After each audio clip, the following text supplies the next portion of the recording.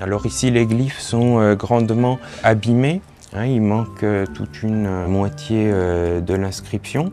mais parmi eux, on reconnaît ceux du ciel obscur, ici, Ekkan, et de la terre obscure, Ekkab, c'est-à-dire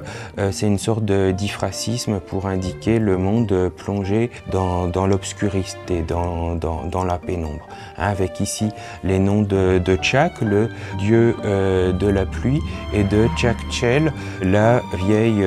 déesse de l'eau et de la lune, qu'on trouve représentée dans l'image associée, en train de renverser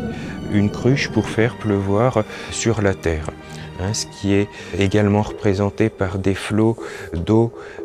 qui s'écoulent du dragon représentant le ciel,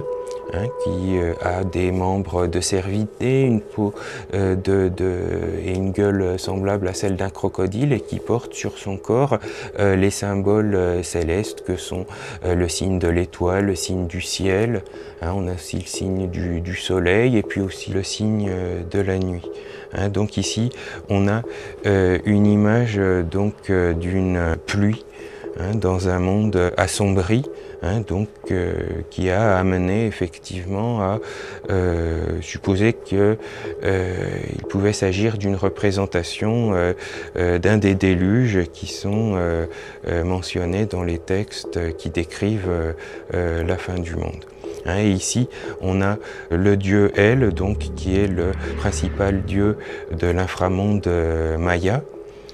dont les représentations de l'époque post-classique le montrent avec le corps et le visage peint en noir,